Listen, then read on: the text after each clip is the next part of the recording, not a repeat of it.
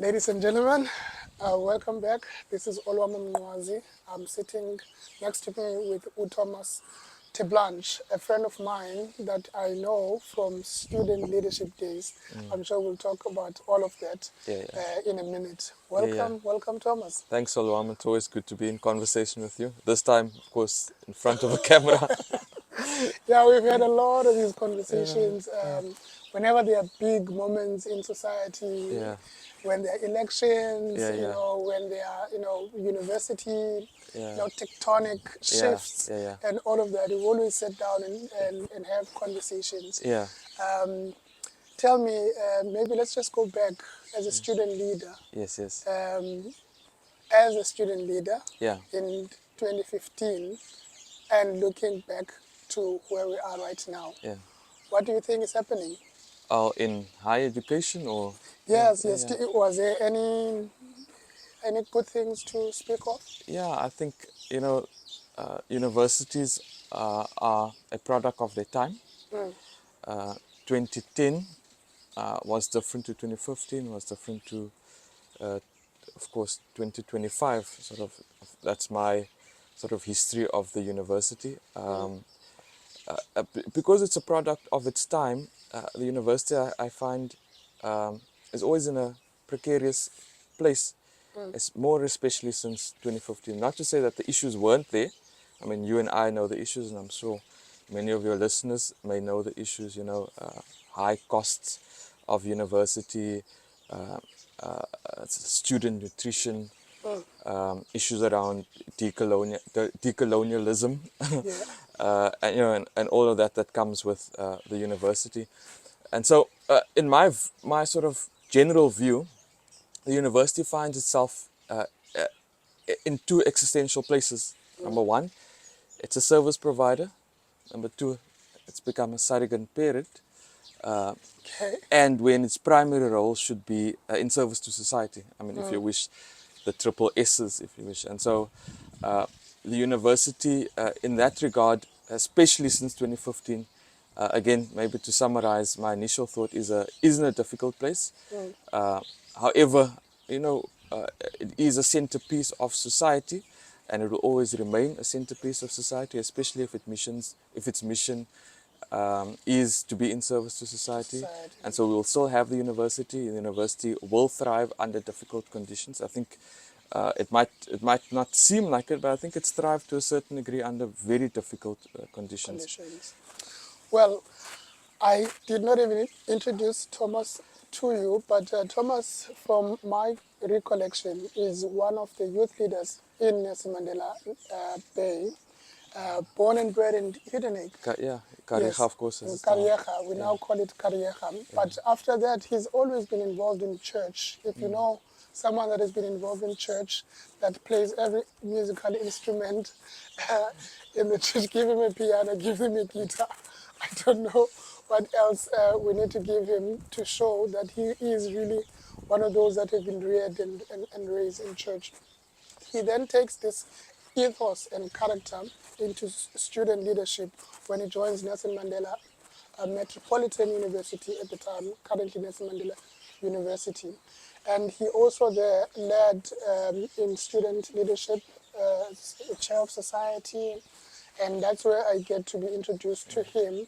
A very thoughtful person, always in his mind thinking, trying to express new ideas, trying to read society, trying to connect the dots. His mind is quite, he's a historical genius in many ways. And from time to time we've spoken, we're going to have a conversation about some of the racial dynamics in South Africa.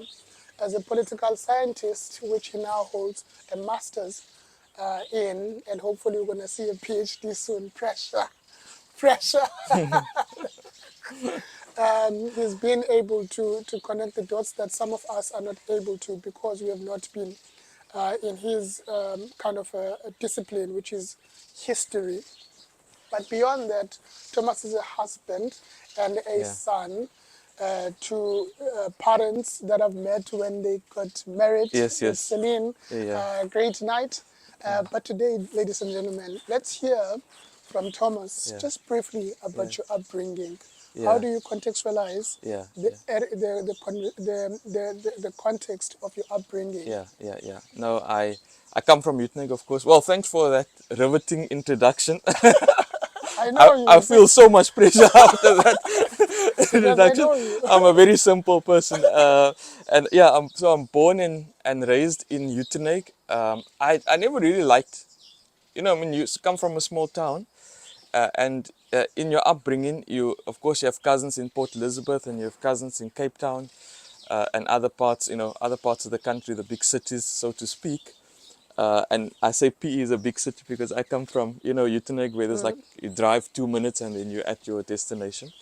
But having looked back, and I always joke to my wife that we will return one day to one small dorpie or not, whether it be Uteneg. I don't think she wants to do that, to be honest. It's too hot and the mosquitoes are And maybe it's too quite small. hectic. Maybe it's too It's too small. small, yeah. Yeah, but the point is, I think, growing up in the 2000s, because that's when I grew up, in a town like Uteneg, of course, far from being perfect, and there was still sort of the hangover of the apartheid regime, and we felt that to a certain degree. My parents were both teachers.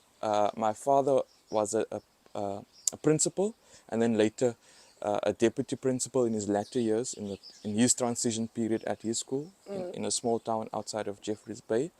But the point is, I've always, wanted as a child growing up, wanted my parents to move to a bigger city. But now looking back, growing up in a small town was probably one of the best experiences of my life. Everything's 2 minutes apart. The housing was relatively cheap, and so the because my parents were pseudo middle class, if you wish. If you're a Marxist thinker, you'll call them part of the petty bourgeoisie. The working class to a certain degree, and so we grew up in a good environment, in a warm environment, in a spacious environment, to be honest, because of the simple living that a town brings you. The air is beautiful. I can't, every time I go back to stay at my parents', um, I wake up early in the morning because I want that cultural, because Utrecht is surrounded by mountains and it has that culture. Yeah, I hear you. And so, yeah, growing up in Utrecht was a wonderful experience. And I worry, I mean, if we were to have the political and historical conversation about the town, we had good schools, of course, and I worry about the town in South Africa. The the birth seed, so to speak, of civilization is towns, right? And towns are still important in context to even the world we're living in now. However, within the South African context, the town has been misunderstood. Number one, its importance and its role in society has been misunderstood, and I think a lot is a begging, for sort of the re-improvement, reindustrialization of the town. In South Africa, you had mining towns, you had motor manufacturing towns like Uteneg, and is London to a lesser degree. It's of course a bigger city, and so we find that in the towns. And I've travelled with some of the work that I've done, doing research on much of the ocean towns in South Africa. I find that there are three or four things that are consistent. Number one, the deindustrialization of these towns, the mining towns, at least Uteneg is still fine with the manufacturing belt in South Africa. But the inclusion of drugs, especially in the townships. Of course, with that comes gangsterism. That was never there. Schools are in a very difficult position because of the financial situation of these towns, and of course, basic infrastructure has collapsed in most of our towns in South Africa, which is very concerning because that means more people coming to city centers where, again, like I say, that there is a very important place for the town in South Africa, especially in context to urban development. And when you think again back to when you were young, I know that at some stage you tried to play rugby, I did, yeah. and I don't know, your knees were not too strong. I heard that story Yeah. My cousin. from your Yeah, cousins yeah. at your weddings, Yeah. and tell me about navigating as a young boy, Yeah, trying to find your own role yeah, in that context. yeah. What are some of the earlier moments? Yeah, I thought that was funny for me. yeah. My cousin exaggerates if I is my he's an uncle to me. To be honest, he was 20 years my senior, and he's Uh, not gonna laugh if I say that. He's not gonna be very happy with me if I say that. So he was like a big brother to me, and he was almost like that young uncle. And so he used to go watch my rugby games and that. And I may had 1 or 2 injuries, and the irony is now I'm sitting with an ankle injury. And I'm a lover of sport. I mean, I uh, went to an all boys school, and I'm a lover of sport. I love cricket, I love rugby, I played a bit of cricket. But I also understood quite early enough, that my skill set was not in the sporting fraternity. I thrived musically, as you know, and I thrived culturally. And so at my school level, I was involved with quite a lot of cultural activities.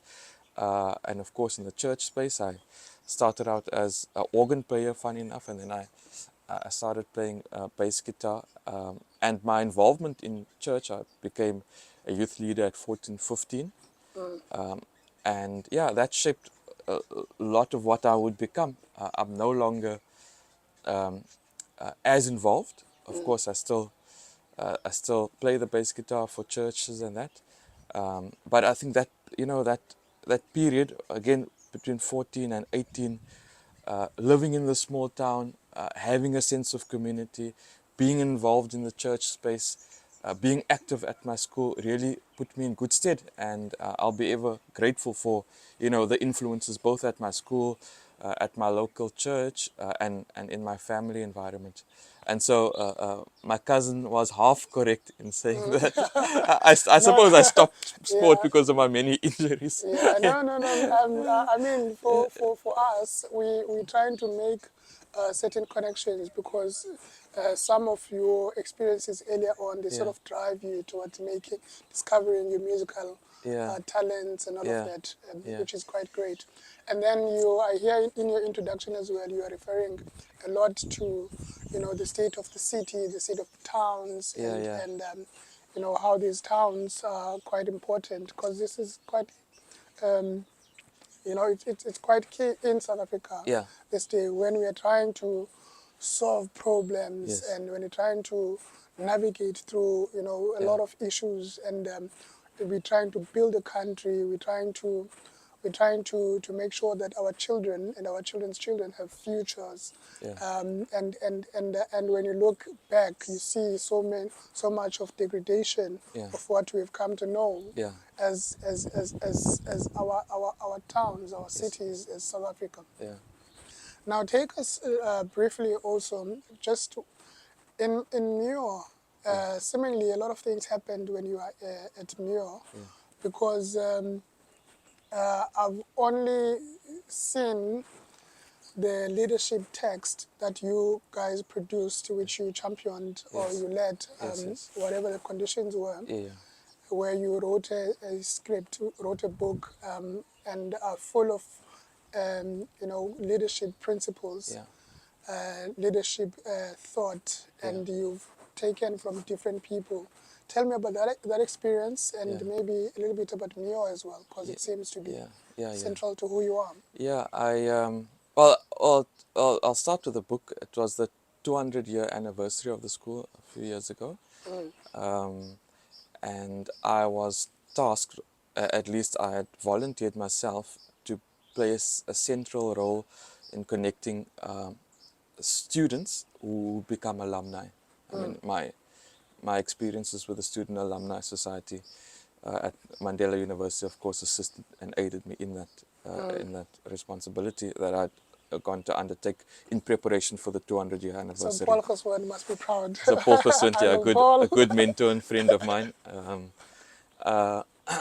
Yeah, and so what we decided, and what I sort of my role in leading that was to gather as many little snippets of leadership and life lessons for the next generation. 200, of course, was the ballpoint figure.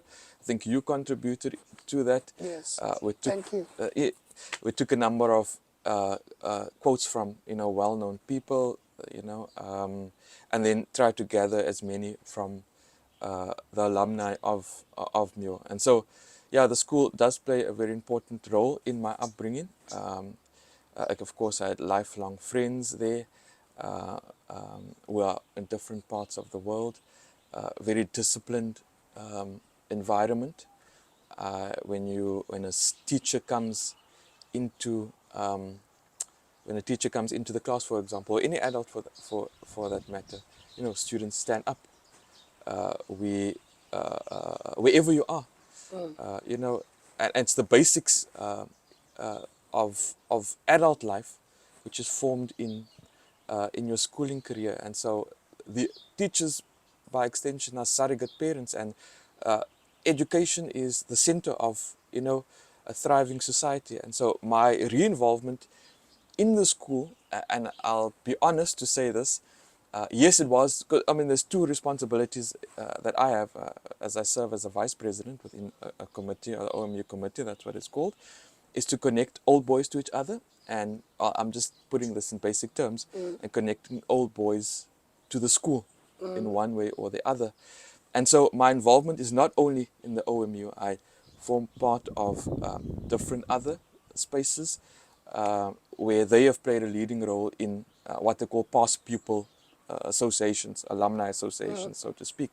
And of course at the university, because at a very young age, in my early 20s, when we became involved, I understood I was the recipient, not only at my old school, but the recipient at university level of alumni who had invested back into the institution in one form or the other. And so the central point is that, again, going back to thriving towns or thriving cities, you need good infrastructure, you need an anchor industry, you need good community organizations that bring people together, whether it's a sports fraternity. In Uteneg, where I'm from, we've got two of the biggest rugby clubs in the country. Not many people know that. Progress and Gardens, and the so-called colored side, and I hate to be racial in that, I'm a non-racialist at heart, but the so-called colored side of the town stands still when those two clashes come together, or those two big teams come together. But so what I was saying is infrastructure, community movements which bring people together, whether it's sports fraternities or churches or other religious institutions, and anchor industry, and then good schools.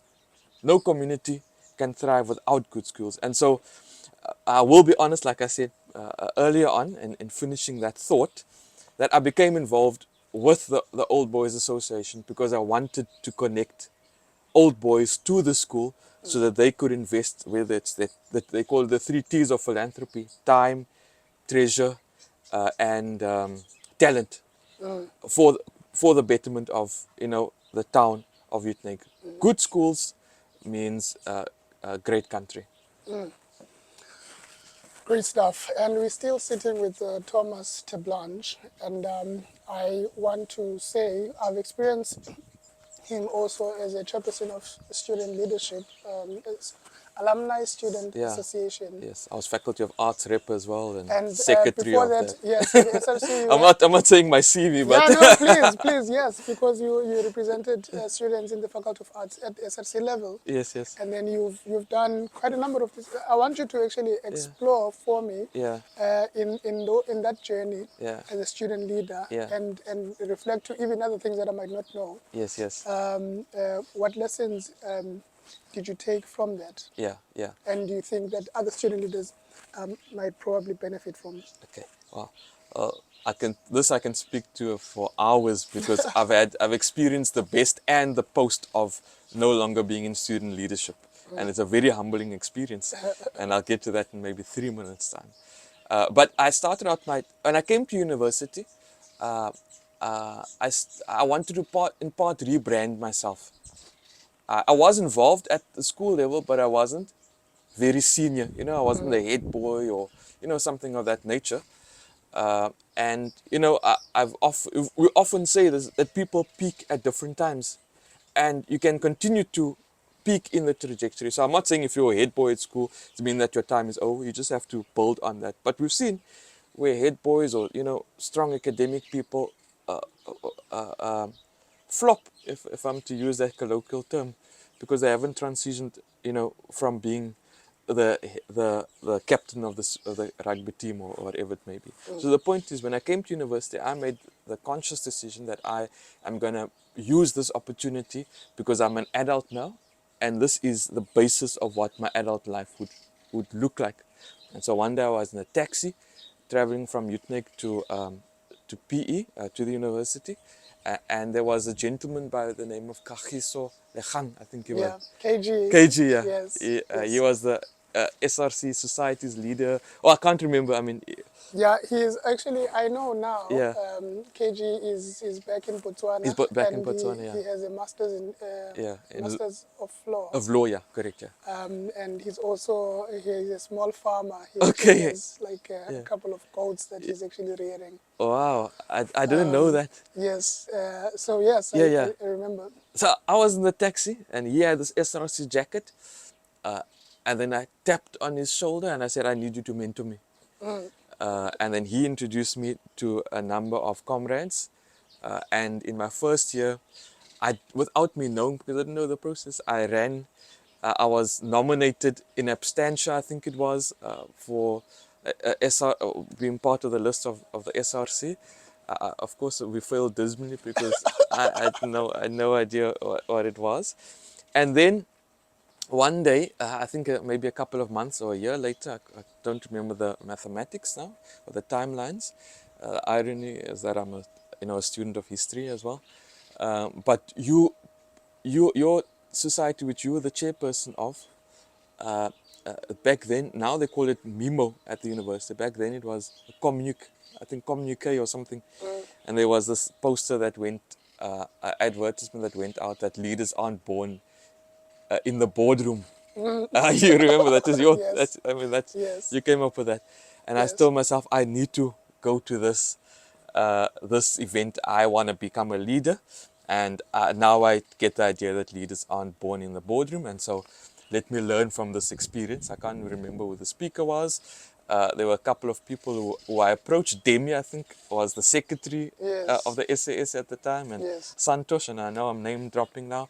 yeah, But these people played, you of course played a pivotal role in what would become the person of me, the person at Nelson Mandela University. And I think that they invited me to sit in an EXCO meeting. So I said, I want to be involved. I want to play a role in this thing. How can we expand this thing? Yeah, and then later on, I been involved with a couple of campus churches, campus movements, I'll rather call them, and then SRC as a faculty rep of arts, and the secretary of the faculty of the academic committee, I think it was.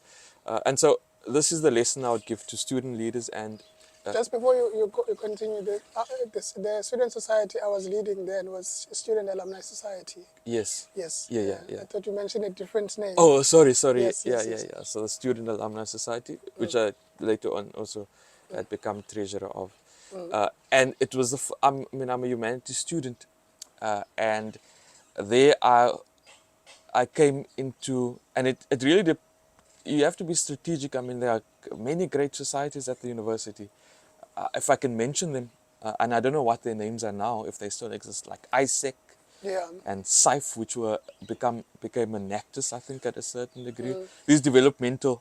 I mean, yes, there's the SRC political formations, and yeah, yeah, that's not everybody wants to be involved politically. yes. So there's other spaces where students Yeah, can actually go and explore yeah, and learn and become yeah, and learn and sharpen their leadership yeah, skills. yeah, And I think what we've done at that time, without going too much into it, was to to open up the space where more students can participate and also drive the course of student life, Yes. even outside of the party Yeah. political Correct. Yeah. entities, Yeah. which is what Yeah. has really been the conversation that we've Yeah. had, Yeah. that you can have a life in society Yeah. and drive even the political agenda, the Yeah. political life Yeah. of the country Yeah. without necessarily being Yeah. involved. You can Yeah. use your sport, you can Yeah. use your arts and Yeah. culture, Yeah. and so forth. Maybe just let's move faster Yes. now to look at the country today, Yeah. after everything that you know, that you care about. Yes. Look at South Africa and place it in history. Yeah. Were we ever here before? Are we at a crossroad of some kind? Just Yeah. look at society and explain to us, Yeah. Yeah. as a history Yeah. master, Yeah. what is happening. Yeah. Well, this is the first time in democratic South Africa, at least, that we've been at this crossroads. 100 years of nationalist politics, by the way, from the Nationalist Party and, of course, up to the African National Congress. So the first time, I suppose, in South Africa's political history as an idea, as an invention. Of course, South Africa is invented. Maybe that's a conversation we can have later on another occasion. But this is the first time now we've been, especially in the democratic invention or dispensation, where nationalist party, African governing party, falls below 50%. That was extremely historic, and of course we all saw it coming. And it's the first time we've had so much international pressure. The USA, of course, under the new Trump administration. Of course, Trump is not only bullying or trying to bully South Africa. There's Canada and Greenland and others. But in that context, definitely we've never been in such a situation. I don't think the Liberation Movement, governing party, has ever not been the hegemon in its own space. Here's a global hegemon staring down misinformation, no longer being the governing party, and so they, the primary governing party, so they, they're trying to make sense of themselves. And of course, there are other institutions. The World Bank is putting pressure on us because we no longer can afford to borrow money. And yeah, we, without a doubt, in the most difficult position that we've ever been as a country since the democratic invention or since the democratic dispensation. But there are strong institutions in South Africa at various levels.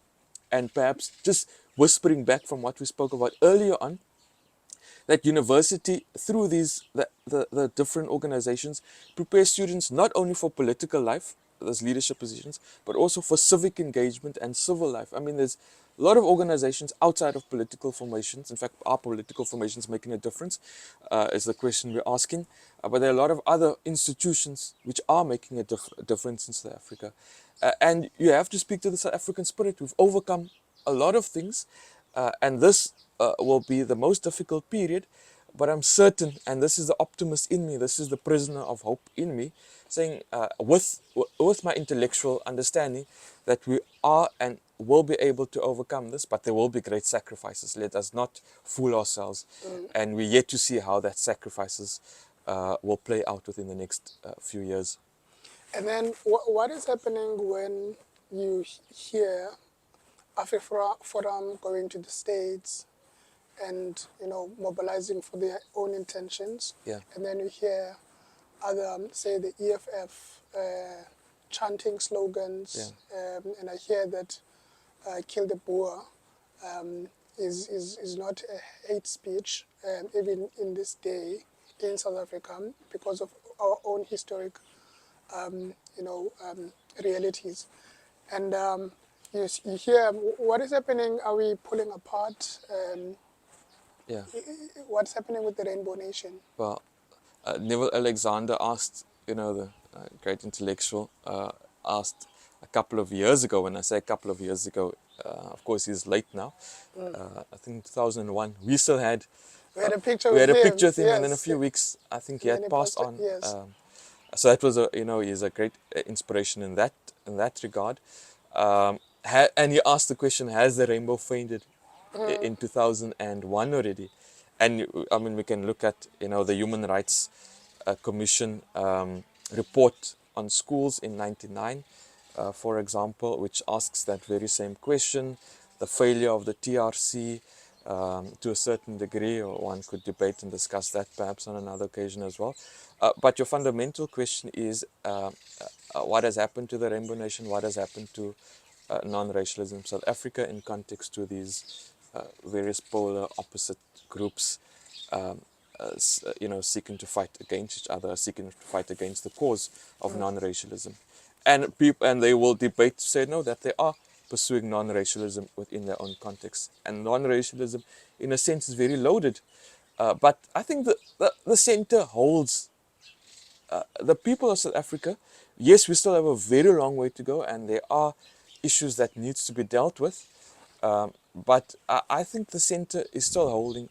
AfriForum has read, and others, that Cape Independence Movement and other of the right-wing affiliated groupings have read the tea leaves, and they are using this as an opportune time for them to reset the agenda for South Africa, for them. Yes. And so it's extremely infuriating, to be honest.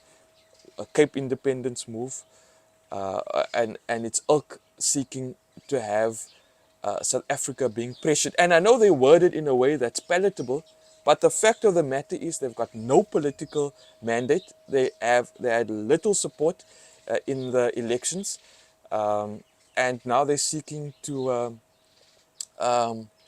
have a Cape independence through political power. They know that the Trump era won't last long, and we just need to weather the storm. And to the other degree, of course, it's unhelpful, I think. Yes, there are symbolic songs, and someone who teaches the history of music in the South African context, with regards to the struggle against apartheid, and the importance of hymns and the importance of struggle songs, because it speaks to your emotion. You can't have there's something that you can't explain scientifically, to be honest, when a certain hymn is sung, or a certain chant is, because it brings a energy into you. But I think it's unhelpful.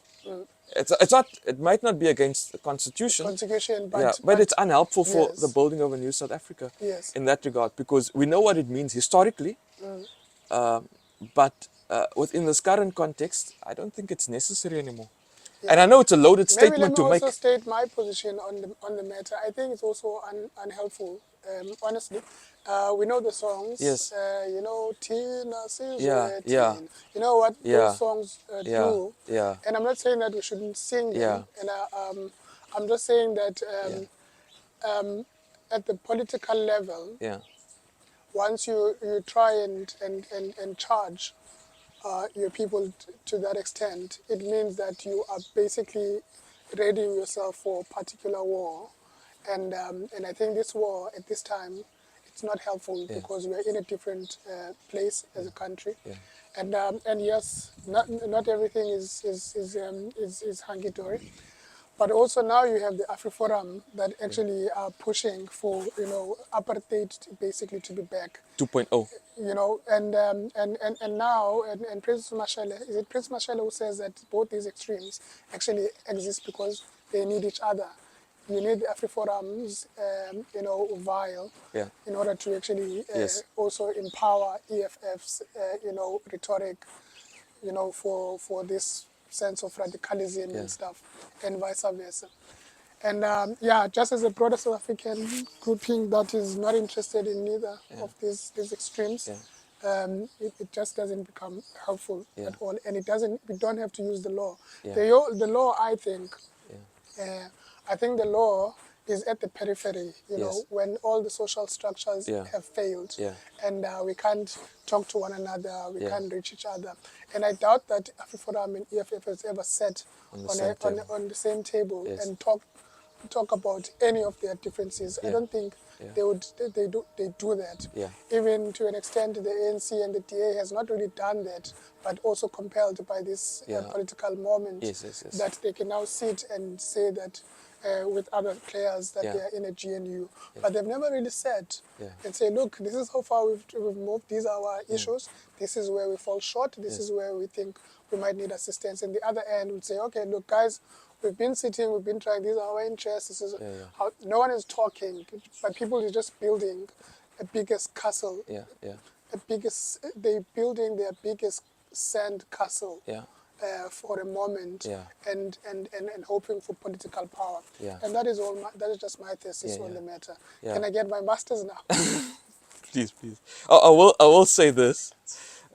It is you'll get your master's and your doctoral studies. Doctoral when you cry a lot and drink a lot of coffee and not see people for months. Yeah, I And know. that, yeah. But no, you're 100% right. I do think there's no necessary, and I haven't read any empirical evidence to suggest that the singing of the song has contributed to farm murders, so to speak. Right? There's no empirical evidence of that, but it's still very unhelpful. Yes. I do also think that at that we still have a very long way to come to a non-racial space. And of course, there needs to be economic justice. We need to speak each other's languages, right? Yeah. Why don't colored and white and Indian people know Xhosa or Zulu for that matter? I mean, a large majority. And so there's still a lot of work that we need to do at that level. And so our non-racialism, we live peacefully together, yes. We support our rugby teams together, and and now Bafana is quite doing well. So hopefully we won't get doxed at 3 points. But I see ourselves getting to the World Cup finally. But it's in Me too. America and Canada, and Imagine. so imagine, is it in America? I think it is the next one. Yeah, The next World one. Cup, yes, Yeah, is the in next one is America. America. Yes. So hopefully we won't be barred from going there. But Aish. yeah, but the point is, I think at a certain degree, we are together, but there's still, there's still a lot that still needs to be done. And we don't know what Uhuru looks like, or a non-racial society really looks like. It's a question that will always be asked of us. Of course, the socialists will, the non-European unity movement, the left, will have a view of non-racialism. The liberal centrists, or right, center right, will have their view of non-racialism. So that idea is still in the air, so to speak. Put a spanner in the works, and now you have a South Africa that has other African nations Yes. in it. We Yeah. have Nigerians, we have Zimbabweans, and Yeah. Somalians, Yes, and yeah. Pakistani, Yeah. and all of that. I just want the Europeans, Yeah. Chinese. I just want us to look at: do we understand, as ordinary South Africans, what it means that we have all these people Yes. in South Africa Yeah. getting married, Yeah. raising children, and that other than is it what's that? Yeah. Yes. That the Miss Nigeria, Miss Miss South Africa, the Miss Yeah. Nigeria lady. Other than her, that we will actually get South African Yes. children who have Nigerian Yeah. surnames and names, Yeah. and how does that look like? Yes. Do you think we understand? Okay. Yeah. Well, South Africa is what is South Africa? It is a very fascinating part of the world. It would seem that South Africa is, I suppose, the whole world, if I may preface by saying that, is a migratory place. I mean, people migrate from one place to the other. South Africa, funny enough, has got multiple nationalities, from the Portuguese who had come here, And when I say South Africa, I mean the geographical location. So we have a long history of the Chinese coming to this region and, you know, trading with the people of Mapungubwe and the Great Zimbabwe, and of course the indigenous people on the most southern tip of South Africa. You had the Dutch, who comes a little bit later on, the Germans, the French, the British, 22 settlers, in the diamond, not, or I wouldn't say the discovery of diamond, but the industrialization of diamonds. We had people from, you know, southern Africa being labored into here, you know, being, you know, especially with the gold and diamond industries. And then, of course, post-apartheid South Africa, where you have nationalities from all places of the world, Bangladesh and Uganda, you know, Nigeria. And I find it quite fascinating that even with, and that's not to say that, you know, other parts of the world don't have high migrant groups, but I find it quite fascinating that people from so-called developing nations or underdeveloped nations would come to a developed world. I know the wealthy, it's, I mean, amazing beaches, amazing wine, and so you want to come to South Africa, it's cheap, but people from poorer regions coming from a place to a relatively, they would find themselves in a poor region. So I think there's something special about South Africa, is the long story long, they say. uh, um, there's something special about South Africa. And again, that requires maybe some theological, spiritual, whatever explanation, maybe sociological to a certain degree, if you want to intellectualize it. However, I'm a middle class South African. And what we're hearing now, there has been spikes of xenophobia, especially, uh, you know, 2007, is it? When the And gentleman was in a taxi and he literally got killed to death. I think they tied him on a taxi. I just can't remember the name, and that was the, you know, the real introduction of xenophobia in South Africa. That historic key moment, and please forgive me, and may his soul rest in peace. He got dragged by a taxi. It was the headlines of the Sunday Times. I'll never forget that. I was still in school at the time. But the point is that I'm in the middle class. You and I in the middle class. And I think what ordinary South Africans, especially ordinary South Africans in working class and poor environments, are saying, let's just have basic law and order. Now, and that's what the and intellectual maybe classes basic needs also to be covered. to be covered, yeah. Yes. Yeah, so I take an example, right? A friend of mine, my Facebook friend of mine who I grew up with, put something on Facebook one day and asked, who was your corner shop uncle or aunt? And we all put our names. I remember Boetsewinkel in Uitenhage, for example, just around the corner from where I was from. Uh, you know, and there's one of our students was speaking about how their parents had a spaza shop, and now they no longer own that spaza shop. And so the point is that there needs to be some level of honesty in saying that yes, everybody should be welcome, because, you know, they, especially the African continent, because if we want to have the Pan-Africanist agenda, we should have that, but we're not there yet where we can fully implement it, perhaps like a EU. And you know, we should be welcoming of all people, especially our African brothers and sisters.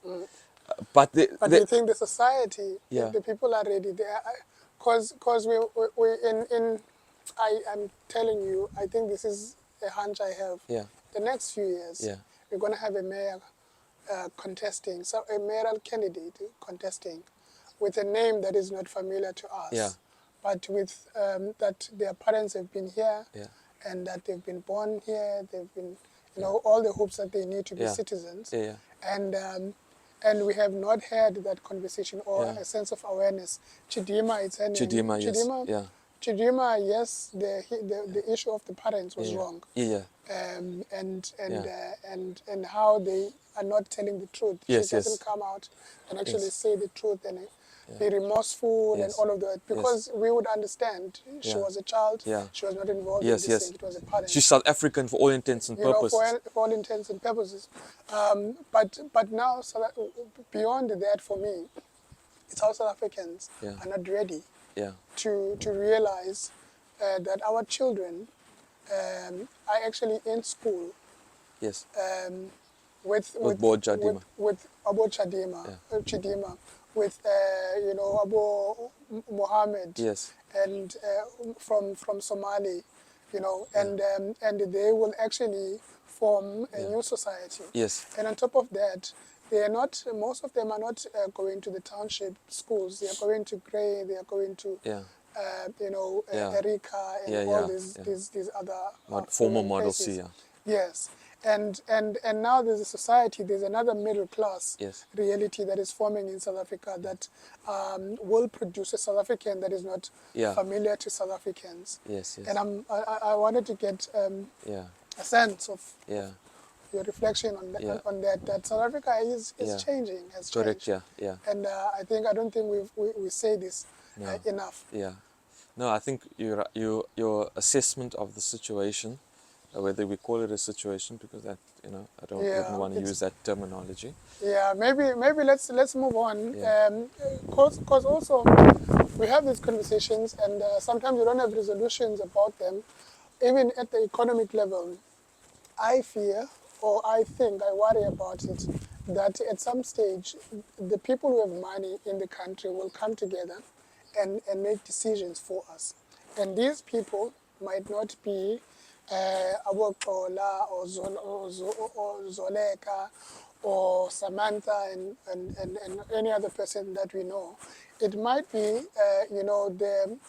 the historic rich group of South Africa, the historic middle class of South Africa, and the elite, which is white elite in particular, will actually, at some stage, have conversations with people that have money, and they will not be us, because you don't run successful businesses, and it will be new people, new Africans in the country that have amassed enough money to have economic discussions and political discussions with those that have money. And I don't think we've actually had that kind of a conversation. That it's not going to be more than 10 years. It's going to happen Yes. now, because we see on weekends who has money, who doesn't. We see where money is spent and all of that.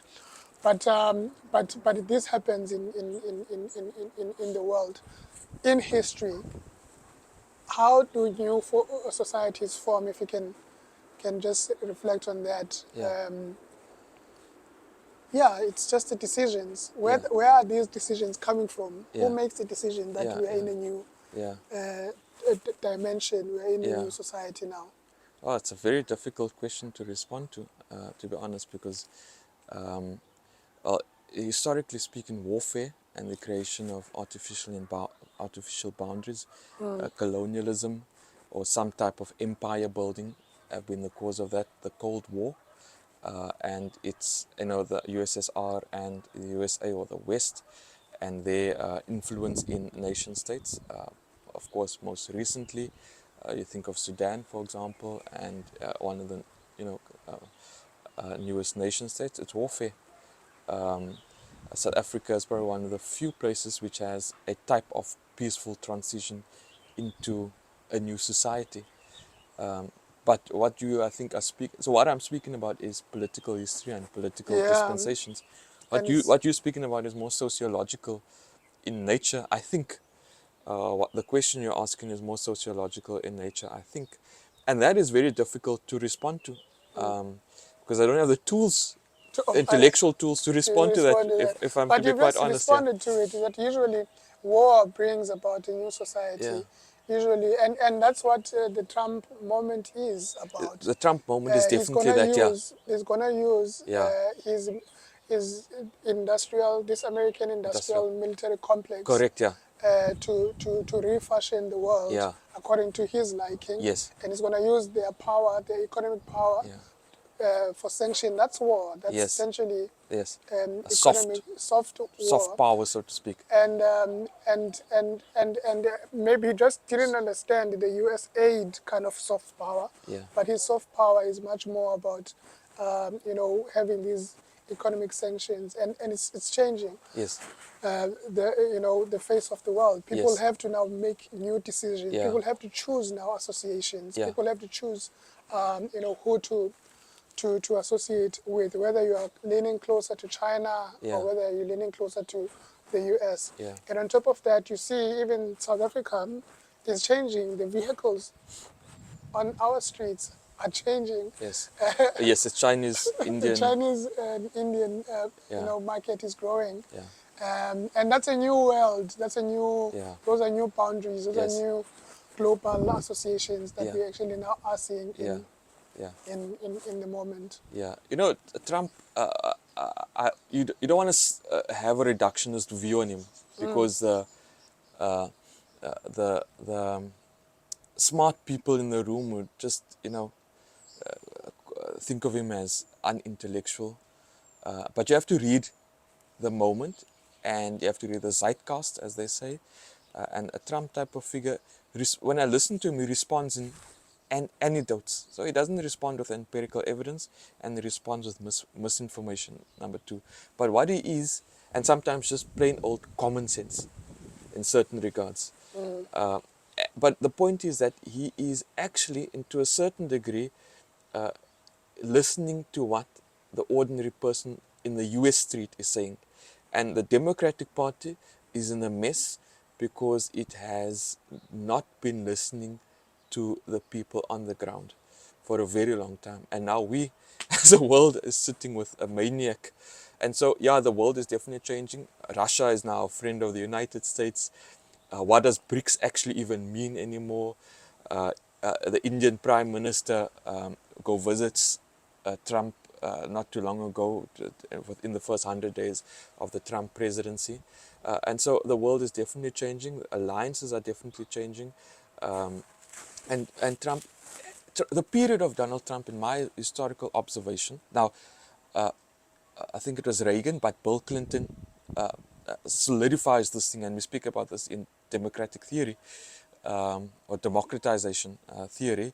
He says in the early 90s that democracies don't go to war against each other.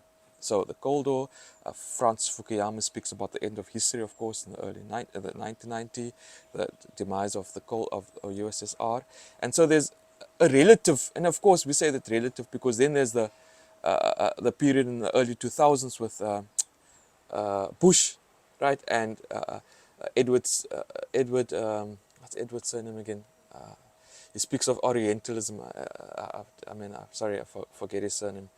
Said, yeah, Edward Said. Of course, there's a new global terror, but that's the politics of a different, and that's a different type of warfare. And so there is according to Clinton in the early 90s, there is this peace and democracies don't go to war against each other.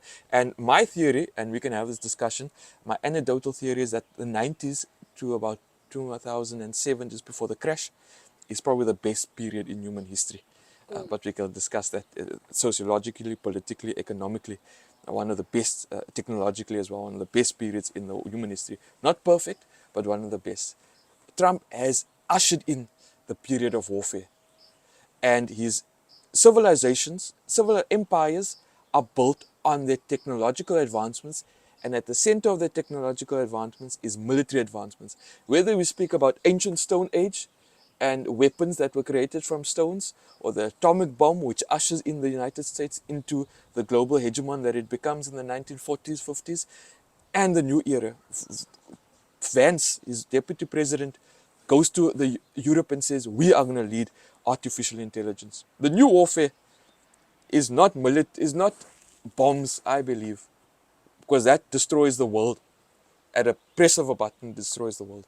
The new warfare is artificial intelligence. Our banks will be locked out, our banks, and we won't be able to operate because the world is a digital world. And so I think that's my biggest concern. And that's why Trump is having guys like Elon Musk and the guy of Facebook, what's his name, Zuckerberg, and others in his circle, because they've realized that China is around the corner, and whoever wins the artificial intelligence race is the global hegemon. However, having said this, China, the Communist Party of China beats the nationalists, of course, with Mao. And the nationalist China would have wanted to spread to the rest of the world in a political sense. China is not interested in spreading communism or their ideology. to the rest of the world. They are more interested in economic. But I can tell you this is that it will be very difficult with all different types of oppressions, if you wish, and labor laws and that. I'm just at the basic level, yeah.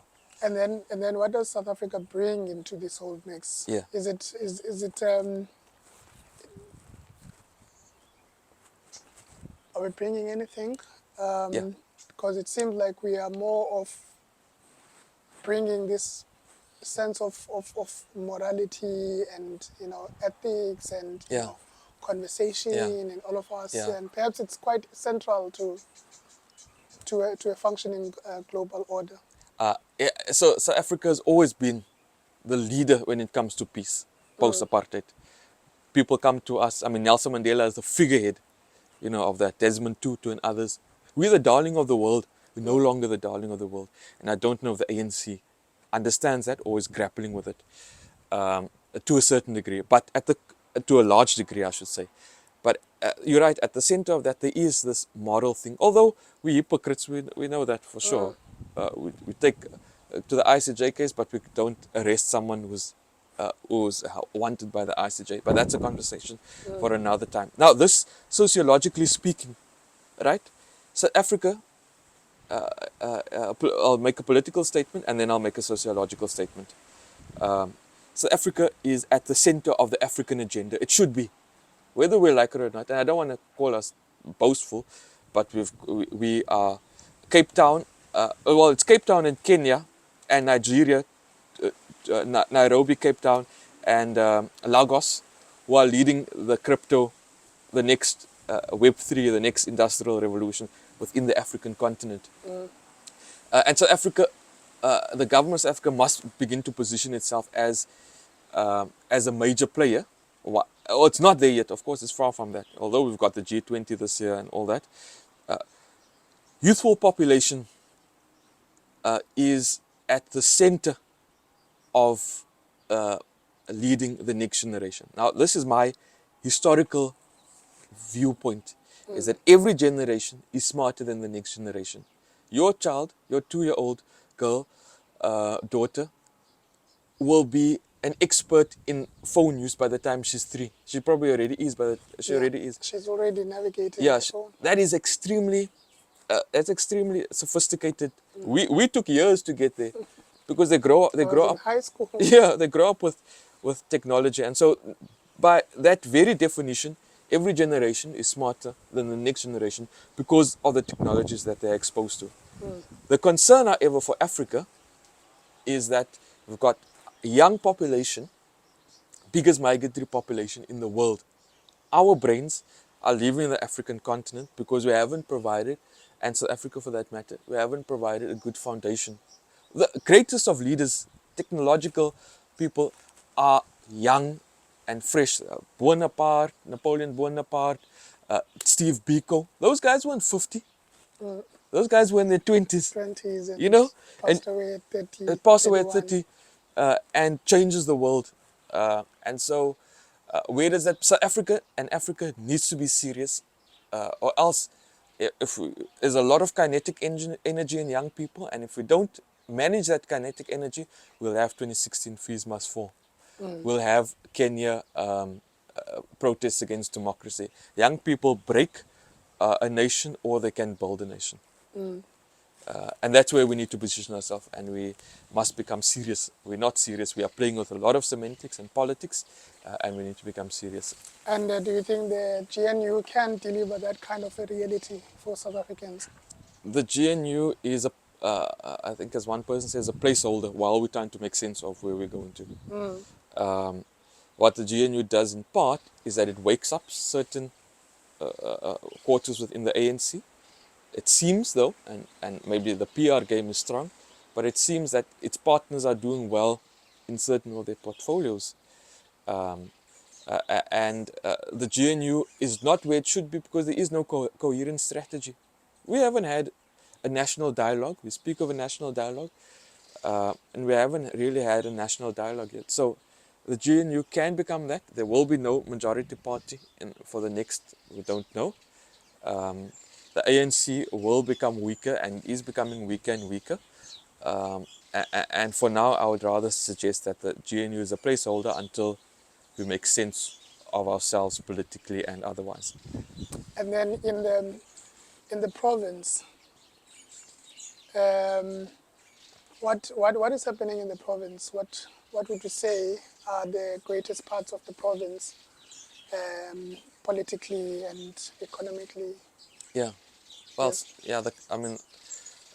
it's the home of legends. Mm. I don't even know what that means. Of course, I know what that means. Yeah, but do you really want to be a home of legends Yes, if your streets aren't working? Or and so we've got, of course, the motor manufacturing belt of South Africa. Uh, Kucha has been doing really decent work, I think, for the context that it's finding itself in. But we're not utilizing our natural talent, so to speak. Um, and I say natural talent, I mean our geographical environment. We're supposed to be a tourist hotspot, but tourists are being kidnapped in Ports or Umtata, right? Um, and our talent is leaving the province. When I say our talent, again, our young people are leaving the province. Um, and yeah, it seems like I know the premier had his state of the province address the other day, and there seems to be some investment coming into the provinces and the cities. But if we can get tourism right, if we can get the motor manufacturing industry, keep supporting the motor manufacturing industry, if we can fix our ports. Port St. John's is supposed to be the newest, the first city that's built in South Africa, democratic South Africa. We should be ashamed of ourselves that we haven't built a new city in democratic South Africa. We've expanded urban areas, but we haven't built new cities properly. Maybe George is another example, but that's the Western province. But Port St. John should be, the city, the new city, and we haven't really utilized our natural um, talents and, so to speak, nature.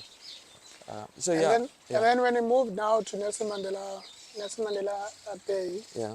um, with all that is happening in the political space, do you think we have a future? What We futures should we have? we must have a future again. I'm a prisoner of hope. Uh, Okay.